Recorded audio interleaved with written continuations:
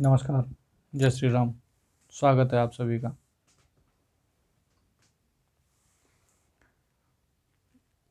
फिर हम रामायण की कुछ चौपाइयों को लेकर फिर आज चर्चा करते हैं। गोस्वामी जी लिखते हैं, कलयुग का वर्णन जब करते हैं, जे अपकारी चार तिनकर गौरव मान्य तेई, मन कर्म वचन लबार तेई वक्ता कलिकालम। पहली चौपाई पे ध्यान दीजिएगा। जे अपकारी चार यानी दूसरे का बुरा करने वाले चार लोग इस कलयुग में सबसे बड़े वक्ता है। तो क्या क्या बताया उन्होंने? मन क्रम वचन लबार, जो मन से दूसरे का अहित सोचते हो, वचन से जो दूसरे की निंदा करते हो या किसी की बुराई करते हो, तेई वक्ता कलिकालमो, जैसे भी वो दूसरे के बुरा करने का भाव होना। मन कर्म वचन, कर्म यानी कृत्य ऐसा करना जिस कृत्य से किसी का बुरा हो। तो ये बुरे करने वाले उन्होंने जो लक्षण बताए हैं, आज के समय में हम स्पष्टता देख सकते हैं। ये इस समय के सामायिक समसामयिक लक्षण है और वही सबसे ज्यादा ज्ञान देने वाले हैं। आप उठा करके देखिए, नेताओं को देख लीजिए, समाज सुधारकों को देख लीजिए, या वर्तमान पिछले कुछ समय में जो घटनाक्रम हुए हैं उसमें आप धर्म प्रचारकों को देख लीजिए। मैं किसी का नाम नहीं लूंगा, लेकिन आप समझ सकते हैं सत्य को। जो जितना बड़ा झूठ बोलने में माहिर है, जो जितनी बड़ी झूठ बोल सकता है, वो उतना ही बड़ा जनमानस प्रिय वक्ता है। जो जितना पाखंड कर सकता है, वो उतना ही बड़ा सम्मानीय है। जो जितनी ज्यादा, राजनीति के संदर्भ में देख लीजिए, जो जितनी ज्यादा बुराई कर सकता है वो उतना ही आदरणीय है और वही गौरवशाली है। सम्मान भी उन्हीं का है, लोग उनके पीछे हैं। और हम कहते हैं कि दुनिया में झूठ बहुत हो गया है, कपट हो गया है, पाखंड हो गया है, कोई किसी की सुनता नहीं है, आदमी एक दूसरे का बुरा करता है, ऐसा करता है, वैसा करता है। सच तो यह है कि हम उन करने वालों का सहयोग करते हैं, इसलिए वो ऐसा करते हैं। कहीं भी देख लीजिए आप, किसी भी हालत में।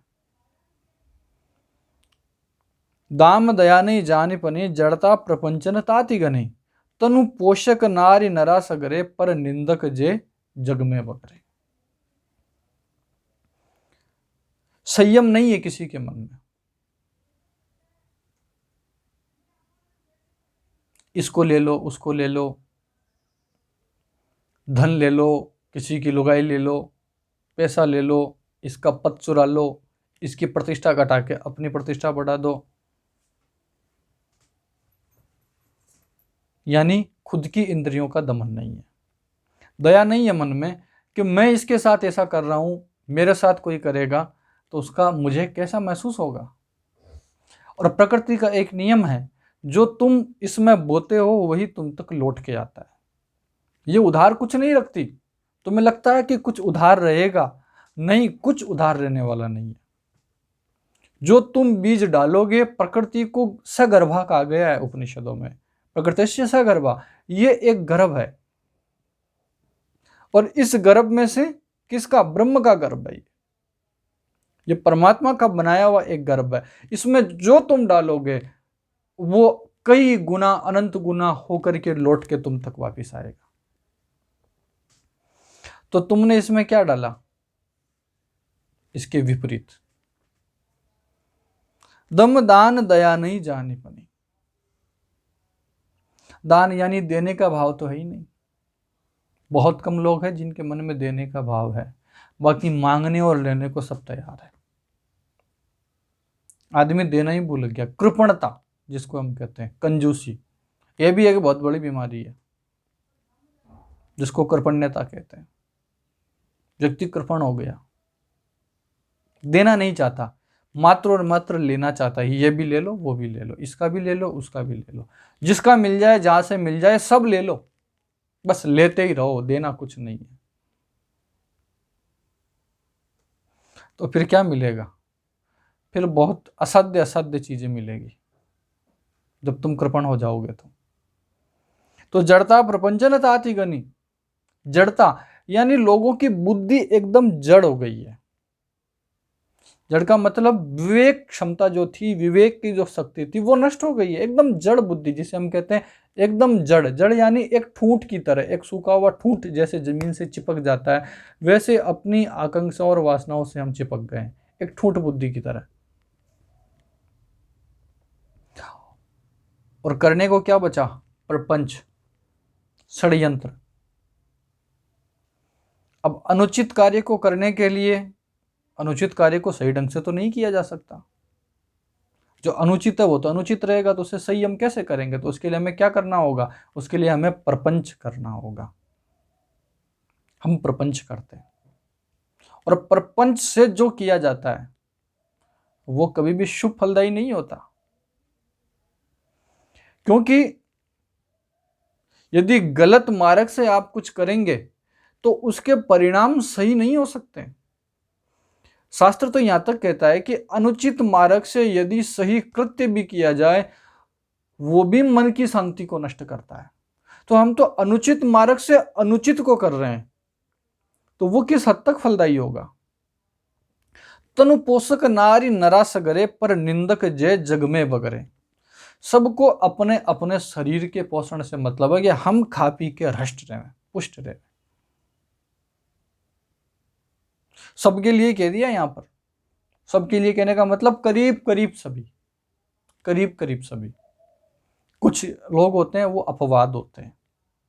और पर निंदक जय जग में बगरे, जो दूसरों की निंदा करने में माहिर है, वो बड़े हैं एकदम, कि किसकी निंदा कैसे करनी है, किसकी निंदा हम कैसे करें। निंदा करने वाला सबसे ज्यादा लाभदायी है। तो वर्तमान संदर्भ में भी देख ले हम क्या कर रहे हैं। हम कभी किसी को उत्तरदायी मानते हैं, जो देश के जो हालात चल रहे हैं इस हालात में, कभी हम किसी को उत्तरदायी मानते हैं, कभी हम कहते हैं कि यह सरकार है उत्तरदायी है, कभी हम कहते हैं कि वो उत्तरदायी है, कभी कहते हैं हम राज्य उत्तरदायी है, कभी कहते हैं केंद्र उत्तरदायी है। लेकिन हम ये नहीं कहते कि इस हालात के लिए हम खुद कितने उत्तरदायी हैं। और जब तक व्यक्ति अपना उत्तरदायित्व स्वीकार नहीं करेगा, जब तक हम ये नहीं मानेंगे कि हम सब उत्तरदायी हैं, तब तक मुझे नहीं लगता है कि हालात में कोई सुधार होने वाला नहीं है।